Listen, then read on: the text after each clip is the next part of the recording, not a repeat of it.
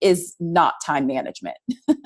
That is not really the issue here. And I'll share with you some things that I've learned and that I also share with my clients when I'm coaching faculty and when I'm working with grad students on campuses. So I'm going to just dig in because I really also am excited to take your questions. For me, that's where the real heat happens. And just so you know, and I do this in my workshops on campuses, I will stop every once in a while and I will ask you a question or two. I will ask you something, and I really do want you to type out in chat like yes or no, or just kind of talk back to me. So I look forward to getting started and also hearing your questions at the end. So let's do it. So let's take a listen at some of these things and let me know if you've ever said any of these or if these sound familiar to you. The first one, I hear this a lot. I spend so much time in my day prepping for classes, grading papers, answering student emails, going to meetings, that by the end of the day, I have lost my energy to be able to do my own work. Like I'm done. I'm spent. I don't have like fresh energy to get anything else done after doing for everyone else and being on campus. Another one that I hear a lot, and maybe you've said this or you've heard, is when I get home at the end of the day, I still have more work to do. So leaving campus and getting home and you're feeling like finally I can relax, but you know you can't because you feel like you can't because you still have more work to do. And for the parents and partnered people in the room, you may have said this: I feel like I'm not present when I'm playing with my kids or when I'm talking to my partner. And you want to be able to have that time after you get home from campus to really connect with the people who matter most to you, your kids, your partner, your family, and others. And then this one is probably particularly interesting right now, given where we are at the end of the academic year, beginning of the summer. It's the end of the semester and I am struggling to figure out what went wrong. I got some things done, but a good number of things I wanted to get done, or some of the more important things I wanted to get done, I didn't finish them. So I really need to make this summer count. So let me know in the chat, just type a yes if you have said any of these. If you've said any of these, if these sound like you or somebody you know, yes, I hear you. I hear Taylor is like, I'm a complete workaholic. Well, we're gonna do something about that. We're gonna have a little discussion about that. Oh gosh, Brianna says, I'm yes to all three. The struggle is real. So let's get there and let's figure out what might happen and what we can do. First, though, I want to share with you what I think some of the underlying problems are here, and we'll just go over three of them. And with that, I'll give you kind of related ways to reframe your thinking about these.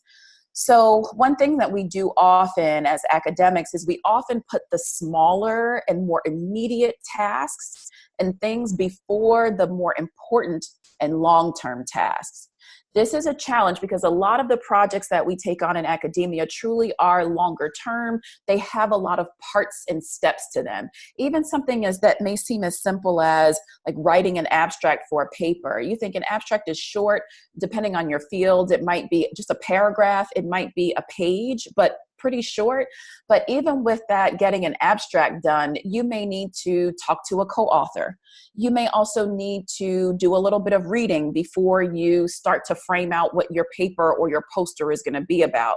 You may also at some point in that process need to kick it to a mentor or an advisor for their feedback, and then take it back and revise it and probably do one more look over with a team member, a co-author, or an advisor. So even the smallest projects that we do, like abstract writing, forget even master's writing, master's thesis writing, and dissertation writing, which are huge projects, but we often we just put the small things in front of these longer term projects or projects that have multiple steps to them. And so what I want to say to this is priorities are key. You have just one set of 24 hours in a day to get things done.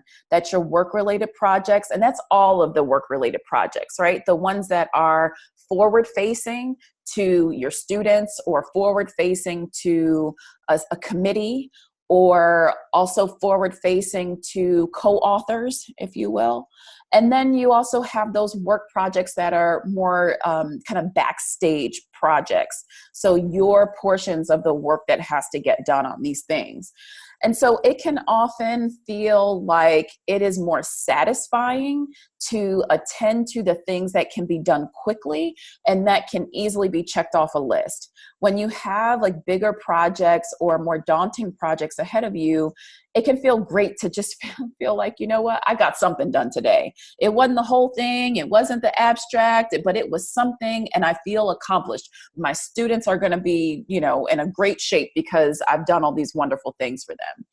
And I just want to say priorities are key. And so we have to start to think about, with this limited 24 hours, what truly gets done. And sometimes it really takes not just looking at the 24 hours, but looking out and zooming out more globally. This semester, what top projects must get done?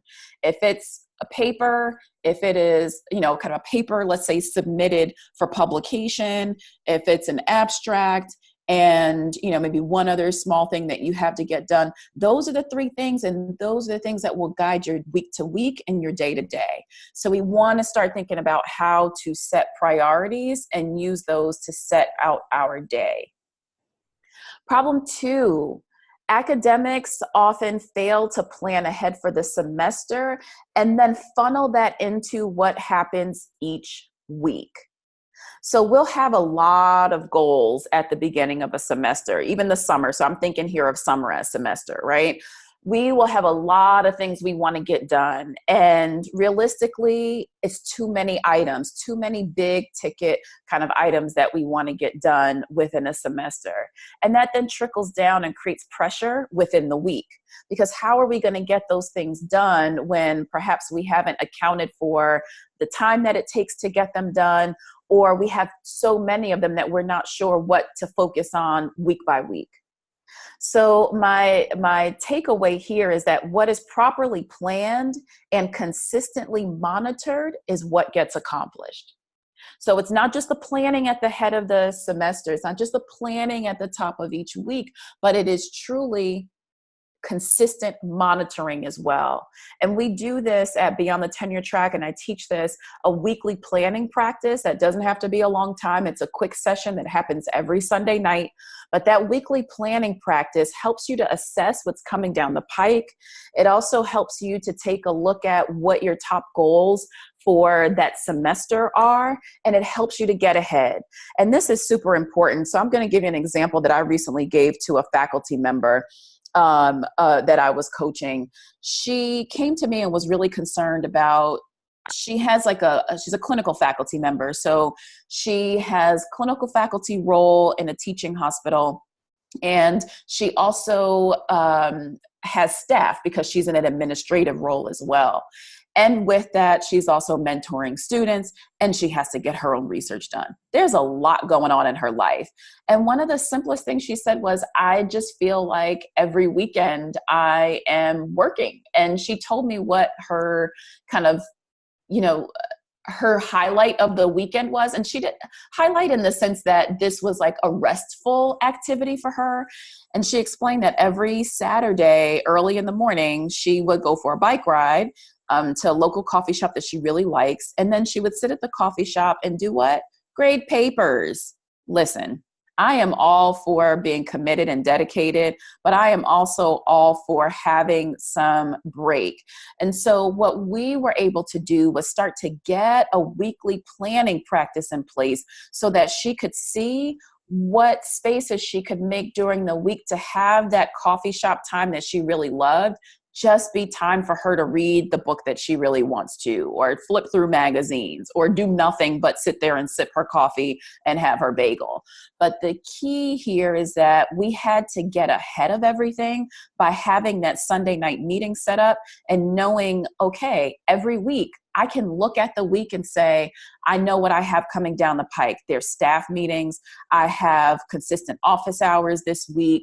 And I know that I've got a paper that's my part of a paper that's going to be due in 2 weeks. Oh, and you know what? My best friend's having a birthday dinner. So that also happened for her. And she really wanted to make that birthday dinner. I'm like, well, if you want to make it, let's plan it. So the things that we plan to accomplish are the things that get accomplished. Problem 3, and this one is a big one. This is not just specific to academics. This is a challenge overall. We often underestimate the time on task. So time that it takes to get a task done or a project done. So remember that example I gave about writing an abstract?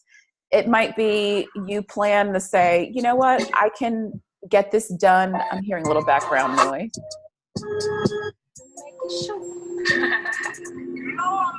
There's some background noise. Damn, I've never seen a woman truck driver before. All right, thank you. So we often underestimate time on task, and that can look like when, with that abstract example, you might set out, okay, I'm gonna work on that later this week. On Thursday, I'll set out a 2-hour block and I'll just knock it out. But when we often say things like that, we forget all those other steps that I mentioned that are needed to get to what it takes to finish the task. And then we often underestimate how long it actually takes when we sit down to do it. And what happens is this leads to a cycle of overscheduling, not getting enough work done in a work session or that kind of block that you block out. And then that's a nagging sense of always feeling behind, right? It just kind of multiplies because you feel like you're going from thing to thing, never really completing or only completing small portions of it without a true sense of how to go back and finish these things. So my recommendation here, and something that's really research-based, is however long you estimate a project or a task to take, multiply that by 3. So if you expect that writing that abstract is going to take you 2 hours, multiply that by 3, you have 6 hours, and that's probably what it's going to take to get it done from end to end. And I know it sounds like a lot, but I guarantee if you track this, I've done it, if you track this, and usually research says stressed out. So how do I know these things and where does this come up? So a little bit about me. I have my doctorate in cultural anthropology from Rutgers University. I graduated in 2011, which almost kind of makes me an OG at this point. And that's me in the middle at Hooding in 2011. During my graduate school career, I would say I was considered one of the star students in our department. I was publishing with a faculty member who was in my field, my subfield. I was presenting at conferences very early. I applied for and received additional grant funding, even though I came into, the program with fully funded. Someone told me early on, money begets money, so start applying for funding early, and I did. At the time, I was also married and kind of had a family. So there was a lot going on. And also what you see up here on the left hand, this book cover of this book, with my field research in Colombia, South America, I conducted field research there over the course of a year, and then also every summer of graduate school, starting with my second year, and translated a book. I mean, I was not sleeping during grad school. So I know what it looks like to have to get things done. And even now, when you fast forward to my life right now, what you see here in the top right is me presenting a workshop. This one happens to be at University of Tennessee, Knoxville, one of their biomed career symposiums. I was keynoting that and doing a workshop as well during that day. And I also lead a company where I am often interfacing with graduate deans, program directors, faculty development directors, which is what you see in the left-hand corner. We're actually looking at the planner and seeing how they're going to use that with their cohorts of annual cohorts of 50 plus faculty members every year. In addition to that, I manage a team. My team has a few core members, so 2 core members who always work with me, and then people that actually that's not true, it's more than 2 people, but who kind of are my core people and always work with me. And then we bring in others, contractors who we need like on project basis. So my project management team, for example, my office manager, if you've ever emailed me, you've interfaced with her. It's a lot going on at Beyond the Tenure Track. And then I like to make time to have fun and do things that are important and interesting to me. And this below is me here with my mom. This was a couple years ago. You will never probably catch me looking like this again near a river with my cowboy hat on, but we were having a great time and I got to do something that was important to my family. So I share this to say, I know what it's like from the graduate process all the way through to the professional process to have to manage multiple things and also making time for life. And so I want to hear from you. What is one goal that you wanted to accomplish this past semester, but were not able to? And you can just type this in the chat, and I want to hear what what you're thinking about here. Like, what one goal, one thing you wanted to finish this semester, but you didn't manage to get it done? And there is no shame, because listen, I've got a whole list of things that I overcommit, like in my thinking, to like, oh, I can do all these things. But thankfully I have a process that when I plan, I know how to edit out. So I allow myself time and space and, just time and space to envision and think broadly. What do I want to do? What do I want to get done? But my planning process is what helps me to temper all of that enthusiasm and really what translates into overcommitment. So I hear Malia. So I was just trying to figure this out with submitting my thesis. It's hard to figure out how to organize what is most important. Yeah. So I would say you start to break it down step by step, truly like step by step, what all is needed. And here's a key that we often tend to miss with this step by step. Once you have all the steps, you can organize them in order. You can start to put a plan to it. But the first thing is the step. What are the steps that come to mind? Don't worry about the order yet. What are all the steps that come to mind? And the key here, Malia, and for anyone else who feels like you're not sure where to start or what gets most important, is remember that you will also need other people as part of your process. So like with the abstract example I mentioned, you will need an advisor to review things, maybe a peer or a friend or a colleague to take a look at things. Maybe you need to attend your university or your grad school's workshop on how to submit a thesis, right? Because there's also the process of actually binding it, the formatting for it. So think about all of the steps and also consider, when do I need others to be a part of this process with me? We often forget that we don't do this alone, right? So let's build it in so we actually set realistic timelines for ourselves and for others who are helping us. So Taylor says, finished chapter of textbook I was writing for a professor. Yeah, so it's like, what else happened? Was it something that in your steps that maybe you hadn't accounted for? Was it that, you and the professor maybe didn't take enough time to think about the time that she or he would need to get their portions done, or the input that you would need from them? Because again, often we underestimate time on task, and that's not just you, that's also the professor. They underestimate things as well. So we have to kind of build that in. And sometimes we have to kind of, listen. We have to also help our mentors. And Taylor, I hear you here. It says you wrote about 50 pages too much and then no time to review. Yeah. So it's like, finish it. It doesn't have to be perfect. It has to be in a state of being able to be shared.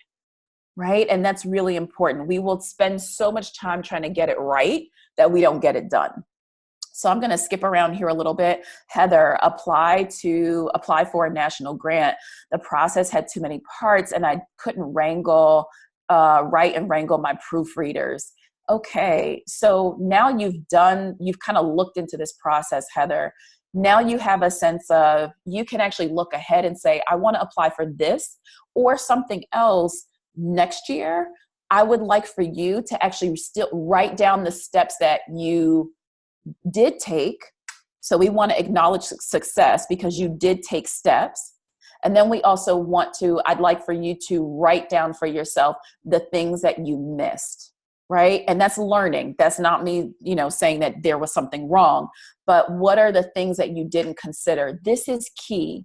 Too often we move from project to project and we don't assess the pieces that went well.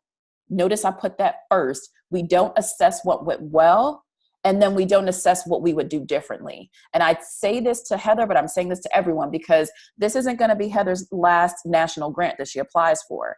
So the best practices that she can get in place now will be the thing that helps her to do this more efficiently next time. All right. So Brianna says, finish my last semester without extensions. So I would say, Brianna, my question to you, if we were in a coaching space, I would ask you to consider, what are the things that got in the way that caused you to need the extensions? Was it a life event that happened? Was it a scheduling thing? Was it, you and your committee maybe not communicating very well about what was needed? Was it that there was more time needed for them to review things? So take a moment for yourself and think about and just assess, kind of take inventory of what was the root of those extensions. And then I guarantee you, whatever you write down, ask yourself the same question again. Now, what was the root of those extensions? Because often the thing we think is the problem is not always the problem. There's one extra underlying level there. So let's get down to that so you'll know. And then Brielle says, analyze project data, write it up, and submit for publication for several projects. Well, I can tell you already what the problem is. You got too many things happening in one semester because you are analyzing data, full stop. That's a big project. Then you're writing it up. And I would say you're not writing it up, you're drafting a first draft. And then you say submit for publication. Well, there's a bunch of steps in there before submission to publication, right? And I know that there's more steps in there. But what I want to get at here, and I see this with faculty as well, is underestimating the steps it takes. We don't go from just analyzing data to writing it up to submission. And that is why compressing it into a semester and for several projects is a pile-on. It is a recipe for not being able to successfully finish the things that you want to get started. If you were to say, you could take one project from start to finish to submission, that's probably more realistic. And I don't know what all of your other time commitments are, but when you're planning out what gets done, we have to consider that you are a whole person. You've got other commitments, personal and professional, that have to be attended to. So I would say, Brielle, how do we break it down even further to create goals that are a bit more grounded in time, even when it feels like we've got to get everything done right away because people are looking for it, they're asking for it, semester is winding down, things have to be finished, because of whatever it is, graduation coming or master's comprehensive exams being due, whatever it is, we still have to break these things down. And the same thing I see, K Computer, you said submitting an abstract for a conference. And I would ask, yep, so what else happened? And some of that what else happened might be what else actually got done. Did the other things that you were able to do, and this is particularly for K Computer, did the other things that you were able to finish, were they worthwhile projects? Were they things that move you forward? Were they the top 3? We always work in 3s. This is a research-based methodology for productivity is to look at your time and your projects in threes. So if you were to say your top 3 projects that got done this semester, K Computer, were those top 3 like big ones? Maybe the abstract was one that just wasn't priority right now. Because that happens too. Sometimes we stuff in a lot of things, and the ones that are truly important are the ones that got done first. And you can assess, do I roll this into priority for the summer, or does this happen in the fall? All right. So thank you so much for sharing. And I will also ask, we'll kind of go through some other questions. But with that one goal that you did not get done, I'm going to ask you this. Do you want to break the cycle of missed deadlines, scheduling overload, and feeling guilty for taking free time? I mean, let me know. Feeling guilty for taking free time is a big one. Your free time feels robbed because you can't even enjoy because you can't even enjoy it because you're thinking about all the other things that you didn't get done, or is my advisor waiting for this, piece that I told them I was going to get to them, but I didn't get it on time. So give me a hands up, a yes. If you are saying, yes, I am ready to break the cycle of missed deadlines. I am ready to break the cycle of overloading my schedule. And I actually want to feel good when I take my free time, knowing that everything else is taken care of. I know when I'm coming back to my projects. I know what to do when I'm coming back to my projects. But right now, I'm going to take time and be with my kids. Or right now, I am going to take time and go to this yoga class. Or if you're like me, I just got a dog about a month ago. I am going to take time to walk my dog and not rush him, right? I'm going to give him his full 30-minute walk twice a day or 3 times a day. And I'm not going to rush him because I can afford to take that time. Yes. Some of y'all didn't say yes, but I know y'all want this. I know you all, because we all want to feel like the scheduling overload is done. And it can feel like maybe it's not possible. But I want to share with you something that I want to give to you that I use with my coaching clients. So the biggest takeaway here is that I want you to be able to accomplish the things that are most important to you. Everything is not going to happen all at once. Everything won't be able to be completed in the timeframes that you wish. But I would love to have you able to really think about the things that are most important, getting it down to those top 3 and having a plan for how to do it. And so at Beyond the Tenure Track, we've recently launched the Professional Pathways Planner. And there are about 3 pages that are specifically around this area of your planning and your scheduling. And notice I said those separately because planning is not scheduling. Those 2 things are different. Planning says I look ahead, I look out. I zoom out, I know my priorities, I know what it takes to get these things done. And then scheduling says I know when to time block so that it's happening, and I know when to do it within my week. Okay, so I want to share with you 3 pages of the Professional Pathways Planner that I think will be helpful for you. And the pages are my action plan. And the action plan really, I think this will help for the person who said that you didn't know, you kind of didn't consider all the steps of what it took to get things done. So the action plan page will help you to do that. And it will also ask you about time on task. It will also ask you about people and resources needed. And it's done in a really nice charted format. So it's not a lot of dense text, but you can easily get through it. And then we look at your weekly dashboard. That's kind of where you assess your top 3 priorities for that week. And then your weekly schedule, which is where you plot those things. So here's how you'll get it. You can get your sample planner pages by going to plan2accomplish.com. And Alante, if you don't mind putting that into the chat, plan2accomplish.com. So if you can minimize your screen right now and go to plan to accomplish, open up your URL, your browser, you can do it. It's a quick click. plan to accomplish, and it'll just give you quick, like, ability to download these pages. All right. So the sample pages, you can get them at Plan to Accomplish. Now, here's the thing that becomes really key with this planner and with these pages. And this is the secret I want to let you in on. And I think about this a lot because I work, like I said, with faculty, postdocs, and with graduate students often. One of the things I didn't mention as a problem is that we fail to understand what it takes to be successful in grad school and beyond. And listen, that failure is not a fault of our own. Usually our mentorship that we're receiving is not the best, or it's not comprehensive. No one is helping us walk through a process to better understand what is required of us overall. And the key here is overall.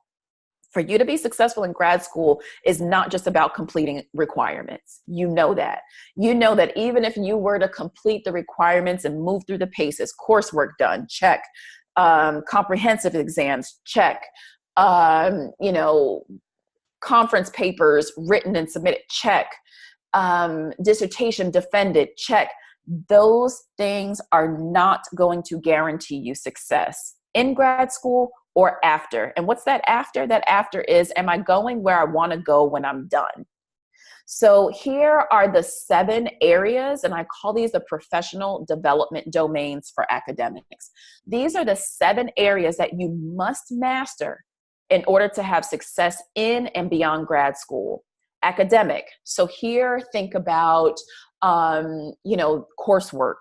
Think about your requirements that you have, your comprehensive exams. Next, your network. Relationships matter. And that's beyond your department. That is beyond your advisor. That is beyond your current mentor. Relationships matter at your institution and beyond, even for grad students. The other area you must master, the other professional development domain, leadership. Leadership skills and leadership activities look like extracurricular activities. So for example, for Alante, having Black in grad school, that's a leadership activity. That is an extracurricular. It is not part of her program, but it's something that is important. If you sit on any graduate school committees, any kind of leadership that you're doing, that's what we mean by leadership. Any kind of committees, any kind of additional things that you're doing. Career, whatever you plan to do after you get your degree, you must begin to build the blocks for it today. I work with people who wait until they get to the final semester of grad school to really start to think about what they want to do. And I will tell you, you do not have the luxury to wait. And that doesn't mean that you have to know very early on, but you do need to make small steps. And those small steps could be like being intentional about the leadership activities you participate in, being intentional about how you network at conferences that you're going to, being intentional about how you attend, like what kinds of sessions or campus workshops you attend. Should you be making that extra time to go to that workshop on how to do your LinkedIn summary? Should you make additional time, even though it feels like you don't have it, to learn how to use this new data analysis software that your university's Office of Information Technology is holding a free class to show you how to use it, right? So it's taking the time to be incremental about it. And then, of course, attending to funding is important. Your personal life, and personal here I separate from well-being, because personal is kind of the things that involve others, not just yourself. While well-being is, really the self-care, and that could also involve others, but truly I want you to think about mental health, emotional health, physical health, spiritual health. These are the things that happen here. Whereas, say, for example, personal might be, I want to make sure I'm the one who picks up my kids from school. Or I want to be sure that I go home for Thanksgiving this year because I want to spend that time with my family and I am not taking all of my books with me, or I am not going to write while I'm there. Okay. So these are the things that you must master. And so what you'll see when you download those pages at plantoaccomplish.com, what you'll see is I ask you to consider your goals according to which area is it being allotted to, or which area is it helping you to do? So if you say, for example, I wanted to submit a conference abstract, an abstract rather for a conference, then perhaps you're saying that that goes with academic, or maybe for you, it goes with career. Either way. But I would like for you to think about, what area am I attending to when I attend to this particular goal that I have? And also I want to share that you won't do everything, all of these 7 at once. You won't be trying to master all of them and attend to all of them all at once. That's not the point of this. The point of this is for you to think holistically about what must get done, so you can think about what you want to get done each semester, each summer, each winter break, right? Again, so I don't expect you to be doing all 7 of these within a semester. You might just be doing 3, and you go hard and you do them well. All right. So I want to hear your questions. I want to hear your thoughts. And so we'll open up for Q&A, but I'd love to keep in touch with you. And there's 2 ways to do that. One is going to be by going to plantoaccomplish.com and grabbing your free sample pages. And then the other way that we can keep in touch is you connecting with me on social media at Fatimah PhD. I tend to be more active these days on Instagram and LinkedIn, although we do have Twitter and Facebook presence as well. But I tend to kind of live on Instagram and on LinkedIn at this point. So I am going to pause there, and I would love, love, love to hear your questions and your thoughts. So Alante, take it away however you would like to manage questions. Okay. Thank you so much, Dr. Fatimah. I wish that Zoom had like an applause option or something, like a clap like the Medium, so that we can give you the applause you deserve for this amazing session. While you all, I see a couple questions in here, so please keep filling in the chat with some questions. While that's happening, I'm going to do our giveaway, all right? So y'all know we've been doing this every session. And, okay. All right. Can you all see my screen? Here, let me stop share. Can you see my screen now? Yeah. Okay, great. So it's time for the giveaway. Yay. So what is this giveaway? We've been talking about it. It's a 90-minute goal settings and planning session with me. And like Dr. Fatimah was saying, it's so important that we create goals that we can really accomplish, and that they are grounded in like how much time it's going to take us to do them, and like the true time, not the time we think. We want to focus on different aspects of our career, of our academic journey. And the cool thing is, and something I actually did not know, Dr. Fatimah, until you shared, because I'm an engineer and I don't study productivity or anything like that the way that I should, is that we actually we pick 3 goals that we focus on, and I help you create a week-by-week strategy for completing those goals. And so we now know that is like scientifically proven a good structure. So happy that happened. So like I said, we're going to meet and construct this plan for you, and you will leave with a document that you can follow for the next 12 to 16 weeks to help you figure out, your summer plans and take care of all of your summer goals and get ready for the fall. And this is a part of the Scholar Circle. It's a pre-dissertation support program that I have created. We just finished the spring cycle and we're getting ready for the summer cycle. And a couple people kept asking, like, where do we find the link? If you want to learn more about it, it's at the bottom. But what it includes is live training sessions similar to the summit, where we meet together and I teach different research building skills, softer skills like being organized, or even having an etiquette. But it's really, we decide what we want to talk about, and then we create the session. I do the training sessions. We already have done a couple, so you'll have the exclusive content available on the library if you were choosing to join. Also early release the podcast every week. and we meet together and work on these goals. So, we now know how we can organize our goals and ways we can think about them, thanks to Dr. Fatimah. But in addition, we meet together to really do and accomplish those goals together, and really giving you some buy-in, some gentle and friendly accountability to achieve your goals, and fostering a community with some really intentional fellow graduate students. So with that, we are going to do the giveaway. And I am going to, as usual, do the random generator. And we have 25 people present. So Dr. Fatimah, do you want to go from the top of the list or the bottom of the list? Who registered first, or which did the top or the bottom register first? Well, I mean, so I get a number, I pick a number, and then we just count either from the top or from the bottom. Ah, okay. Yeah. Let's go to the bottom. All right, let's see. So the number is 4, and the 4th person is actually one of our speakers. So I'm gonna go up one to Taylor. Hey, Takita, happy that you're able to join us. So Taylor, you won. Sorry, Takita. Taylor, you won. I will send you an email tonight with your scheduler so we can meet. And then I'm going to jump into these questions now. All right.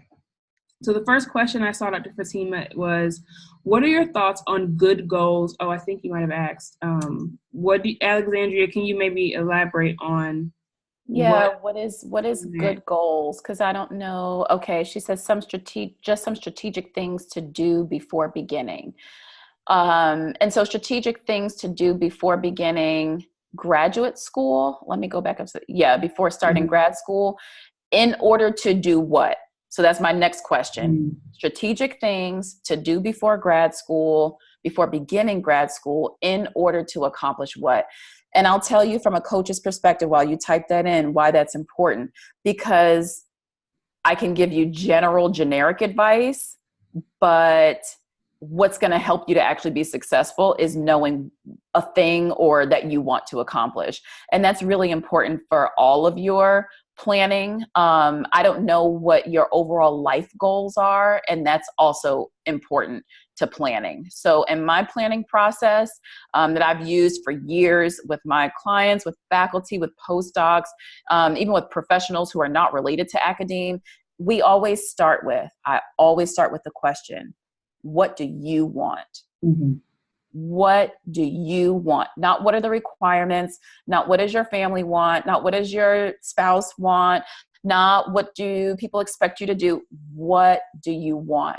And we always work from that so that we know how to make decisions, how to set boundaries, who to talk to, and by talk to, I mean develop relationship with, whether it's mentoring relationships, co-authoring relationships, peer relationships.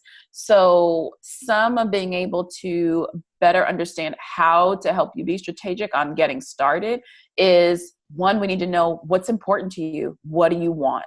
And then we work backward from the what do you want. So I would just say, though, as kind of a highlight, I always like to think about people, and I think about places with your goals. So the what do you want is the first thing. And then that should then prompt you to say, who do I need to help me to get this done? And that who can be individuals, that who can be an organization, that who can be, right? It can be people or organizations. And then places is the next thing. What are the places I need to be in to be able to accomplish these things? So is it a place where these people meet that you need to be in relationship with to get these things that you want done? Is it, places on your campus? Is it places outside of your campus? Is it networking that happens in industry or elsewhere? Right. So those are my key takeaways with knowing, as much as I know about what you may be interested in. These are some core things. We start with, what do you want? And then we ask, what are the people and places needed to help you get there? Yeah, I think that's really sound advice, Dr. Fatimah. Thank you so much. My question was like, I love these domains, like eye-opening in a really great way to then look at what I'm trying to do and where things may fit. However, even with the example you gave, how do we avoid maybe paralysis when trying to figure out which category things fit in? So the categories aren't important. Okay. That's not the principal thing that it's important. Mm-hmm. The principal thing is, what do I want? Right? Okay. That's the lead. That's the guide. The categories are there to assist you, to help you know that you are consistently attending to the key things that matter. Right? So it first starts with, what do you want? Mm-hmm. And you'll see on the 3 pages that everyone will get when you download them at plantoaccomplish.com. The first page is called My Action Plan. And My Action Plan at the top asks you for your goal. And I like for you to get really specific about that. So it's not just, I want to submit an abstract. I want to know, submit an abstract to what conference, person, group. If you can say, I want to submit my 1-page abstract to the National Association for blah, blah, blah. Right. And then I always ask, by when? Because these things need a deadline. So what is the day? By July 15th, 2019, put a day and a year, right? And then it asks you to look at, what domain does this belong to? And then you get to circle that domain. So then when you flip back through, you can see, oh, I have been attending to career. I don't need to worry about that this semester. Oh, I have been attending to academic pretty heavily. Maybe I should focus on, maybe I should be focused on a little bit more on networking, right? So kind of looking at the domains, that's a secondary piece once you know what you want. Awesome. And just so you see, Willie did answer your question. He's about to start his first year in the fall but he does have prior higher education experience. And I'm going to read his question so everyone knows what his question was. It was like, what advice would you give for someone who wants to be in an executive leadership position in higher ed? So Dr. Fatimah, we know that you have some insight in that. Yeah. So again, I would love to be able to dig deeper into this, into like where you are exactly and but here's what I would say. You're starting your first year in the fall. You already have experience behind you. You're a development officer. So that means you have experience. And this, I'm kind of recapping this for everyone else, right? So he already has experience, and he's in the area and in the field. Right. And he's also starting a program, which tells me that there's something more he wants to be able to do at the executive level that without that degree or program, perhaps he would not be able to do. Okay. And so the next thing for me is when you're looking at the executive leadership position, I'm going to do this as if we were in a coaching session. Okay. Because some things are questions rather than me giving you answers. So the first thing I would say is, okay, what do you want to do specifically in this executive leadership position? So I would ask you to get specific as much as you can. You may not know at the moment the exact title or position, but that's where we would start. What's the position you want? If you're not sure what it is exactly that you want, I would then say, okay, take inventory and think about president of a university. So he wants to be president of the university. That's a big one in terms of the trajectory. So then we need to chart out what is the trajectory of getting to a university president. And I would actually say to you, probably university presidents, they have some level of corporate experience as well as higher ed experience, because one of their key things, and you know this, is development, but it's also strategic planning. It is on a massive scale, and it is budgeting on a massive scale, and it is leadership of basically everyone at the university is your employee. And so I would be asking you what to look for, the steps to get those specific experiences, and chart out what are usually the steps that one takes to get to be a president. So if you're in development right now as a development officer, what are the next steps? What's the next position up or positions up? Chart it out so that you see it. And then I would ask you this, go back to the same thing. Who are the people that I need to help me get there? And what are the places I need to be in to help me build toward that? And when you start thinking of people and places, that's your cue for really what your goals need to be broken down by semester. All right. So I would say for you, the same thing, using that action plan guide to break down what are the places I need to be in at what stage. And I would take it small, like this year, this upcoming year, what is for places, one conference or two conferences you need to attend or want to attend? What 2 to 3 new people do you want to develop a relationship with? And by this, I don't just mean going to a networking event and giving them your card. I mean, they get to learn who you are. You get to support some of the work that they do. And listen, I'm talking to Willie right now, but this is the pathway for anybody and anything you want to do moving forward, because there's some core principles around how to move up and how to get where you want to be. What do you want? What are the people, the places, and the people? All right. Awesome. So great. Dr. Fatimah, you know, we have a session at 7. Lindsay, Yes. I know you have a question. So do you think you can answer in like a lightning round? Dr. Sure. Fatimah? Okay. So you mentioned that sometimes we aren't getting the mentorship we need overall. How would you advise seeking out mentors intentionally? I feel that all too often my best mentors are acquired through serendipity, and or I realize I could use a mentor after I need them.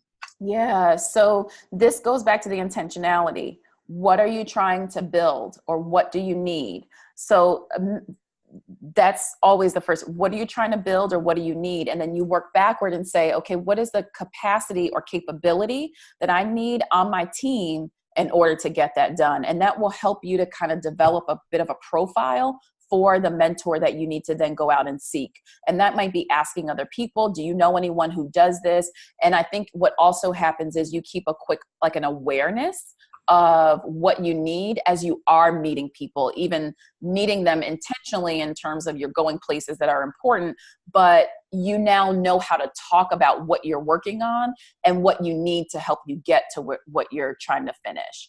And I would say keeping the concept of a board of advisors or board of mentors, meaning not just one person, but what you need to accomplish your bigger goals and smaller goals even is going to come from reaching out to multiple people. But the main thing is, what do you need? What specific things do you need? And then write that little profile so that you know what kinds of people you need. So when you are meeting people, it doesn't feel so serendipitous actually, because then you can be more intentional in your conversations and your networking. Awesome. Thank you so much again, Dr. Fatimah, for all of the insights you provided today, helping us get organized, helping us reframe our thinking as it relates to accomplishing our goals.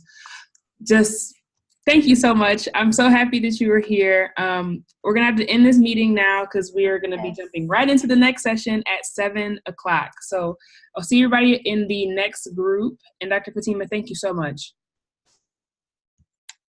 You are very welcome. Have a great rest of your session, everyone. And I'll talk to you soon. All right. Bye-bye. Bye.